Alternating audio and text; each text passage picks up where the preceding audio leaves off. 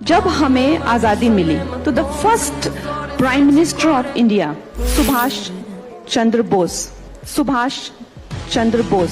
वो कहाँ गए? कितने तेजस्वी लोग हैं हमारे पास, कितने शानदार विचार रखते हैं। तो अभी आपने जिसका स्टेटमेंट सुना वो दरअसल कंगना रनौत है, एक बॉलीवुड अभिनेत्री। मोदी की चाटुकारिता करके इसको हिमाचल प्रदेश के मंडी से एक टिकट भी मिल गई। बीजेपी से ये इस बार लोकसभा चुनाव में उम्मीदवार है और इसने अपने सोशल मीडिया हैंडल्स मतलब ट्विटर पर लिखा हुआ है, मोदी का परिवार हिमाचल की बेटी। अगर ये हिमाचल की बेटी आज से तो नहीं थी, जब पैदा हुई तभी से थी ना। तो अगर ये हिमाचल की बेटी थी तो आज से पहले इसके कैप्शन में, इसके ट्विटर पर हिमाचल की बेटी क्यों नहीं आया? दूसरी चीज, इसने जो स्टेटमेंट दिया कि सरदार वल्लभ भाई पटेल क्यों नहीं होते पीएम। साथ ही मैं आपको यहाँ पर एक स्क्रीनशॉट भी दिखा रहा हूँ जिसमें इसने खुद कहा है कि सुभाष चंद्र बोस को गायब किसने कर दिया। सीधे तौर पर कांग्रेस पर हमला करते हुए ये कहा कि जो बोस हैं वो उनको प्रधानमंत्री बनना चाहिए था या फिर सरदार वल्लभ भाई पटेल को प्रधानमंत्री बनना चाहिए। देखो, अगर हम बात करें कंगना रनौत की, तो कंगना रनौत जिस प्रकार से जो टीवी चैनल्स वाले हैं, जो सरकार के दल्ले हैं, दलाल हैं, अब इस लड़की के लिए मैं क्या ही अपनी जवान को गंदा करूं और क्या इसके लिए ऐसा ही कोई शब्द स्त्रीलिंग में क्या बनाऊं, मेरे समझ से बाहर है। लेकिन सोचने वाली बात यह है कि हिमाचल के लोग सबसे ज्यादा बेवकूफ होंगे, सबसे ज्यादा मंडी के लोग बेवकूफ होंगे अगर इस लड़की को चुनकर आप लोगों ने लोकसभा में पहुंचा दिया। सबसे पहले तो इसे ये नहीं पता है, क्योंकि इसने जो भी यहाँ पर मीडिया को बताया, जो भी अपने इस इंटरव्यू में बोला, वो सारा व्हाट्सएप यूनिवर्सिटी से पढ़ कर आती। कभी ये बोलती है कि हमें आजादी 2014 में मिली थी, 2014 से पहले हमें आजादी ही नहीं मिली। जब 2014 से पहले इसको आजादी ही नहीं मिली थी, जब उस वक्त सुभाष चंद्र बोस आजादी की लड़ाई लड़ रहे थे, तो ये लड़की कहाँ थी? इसको तो आजादी 2014 में मिली है। तो सुभाष चंद्र बोस तो इसके अगर फेवर में बात करें तो 1945 के अंदर ही सुभाष चंद्र बोस की डेथ हो गई, या फिर वो अभी तक उनका पता नहीं चल पाया डेथ हुई है क्या हुई है। तो वो तो उस वक्त इतना तो जी के आने से रहे कि 2014 तक वो अभी तक भी जीवित हों, उनको प्रधानमंत्री बनाने। सरदार वल्लभ भाई पटेल की मृत्यु 1950 में हुई। 1951-52 में प्रथम लोकसभा चुनाव हुए, प्रथम आम चुनाव 1951-52 में हुए। गूगल का मैं यहाँ पर आपको प्रूफ भी दिखा दूं। जब 1951-52 में चुनाव हुए तो 1950 में मरा हुआ व्यक्ति बाद में कैसे प्रधानमंत्री बन जाता भाई? नहीं, सोचने वाली लॉजिक वाली बात है। क्या इंडिया का पहला प्राइम मिनिस्टर कोई भूत होता? सरदार वल्लभ भाई पटेल जो पहले से डेथ हो चुकी थी, क्या पितर बनकर आते और फिर वहां पर पीएम बन? सुभाष चंद्र बोस अगर इसकी नजर में पीएम है तो हाँ, पीएम बना देना चाहिए था। लेकिन कहाँ है सुभाष चंद्र बोस? कहाँ है सुभाष चंद्र बोस?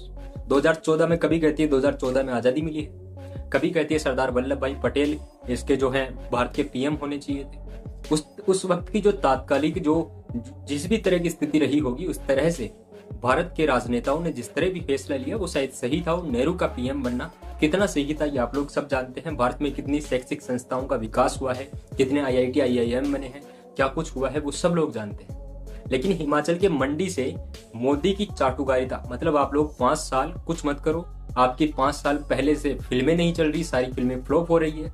उसके बाद आप बीजेपी को खुश करने के लिए हिंदूवादी ऐसी कुछ मूवी बना दो जिसमें कंट्रोवर्सी हो, मतलब ऐसी मूवी बना दो जिनमें देशभक्ति दिखाई दे, और फिर वो भी फ्लॉप हो जाए आपकी, सिर्फ ये दिखाने के लिए कि मोदी की चाटुकारिता। एक तो भाजपा की कार्यकर्ता ने ये तक बोल दिया था ललन टॉप के शो पर कि जो आजादी मिली है वो जो 99 साल की लीज पर मिली। इन भाजपाइयों को अगर एक बात मैं ये कहूँ कि अगर 2014 में ही आजादी मिली थी तो भारत के पहले प्रधानमंत्री तो तुम्हारे चाचा मोदी होंगे।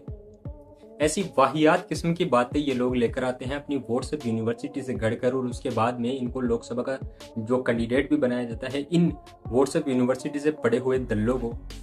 और भारत की मीडिया चुप है। ध्रुव राठी से कहते हैं कि ध्रुव राठी अगर आना चाहे तो इंडिया में आकर बताए। क्यों भाई, ध्रुव राठी का क्या इंडिया में आना बैन है? क्या सरकार के खिलाफ बोलना बैन है? ये सारी हरकतें सिर्फ और सिर्फ संविधान बदलने के लिए हो रही है। बीजेपी के एक जो कार्यकर्ता है उन्होंने भी साफ तौर पर कहा था कि हमें 400 सीटें इसलिए चाहिए कि संविधान बदल दे। संविधान तुम्हारे बाप ने लिखा था जो तुम बदल दोगे? संविधान बदलना, संविधान तो इंदिरा गांधी ने नहीं बदलता, आप क्या बदलोगे? दूसरी चीज, अगर मंडी से ऐसे लोगों को, हिमाचल प्रदेश में अगर ऐसे लोगों को हम लोग चुनकर भेजेंगे, ऐसे दल्लों को चुनकर भेजेंगे जिनको ये तक पता नहीं है कि कौन कब मरा था और किस टाइम किसको पीएम होना चाहिए था, आज अब आज़ादी के बाद ये लोग ऐसे हो गए कि इनको कुछ करना, इनको फिल्म इंडस्ट्री में जगह मिल गई, अच्छा खासा नाम हो गया, पॉपुलैरिटी हो गई, तो उसके बाद आप लोग ऐसी बातें करोगे। इनको हिमाचल प्रदेश के मंडी से लोकसभा की सीट भी बीजेपी ने दी।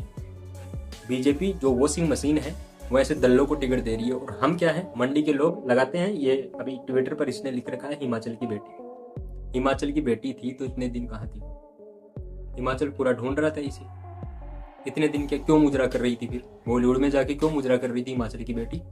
और मंडी वाले इसको इसलिए वोट देंगे कि ये बॉलीवुड में उनकी बेटी ये मुजरा कर रही है। अगर ये इलेक्ट होके अगर ये संसद में पहुंच गई तो ये मंडी के लोगों के लिए नहीं बल्कि देश के इतिहास के लिए धब्बा होगा।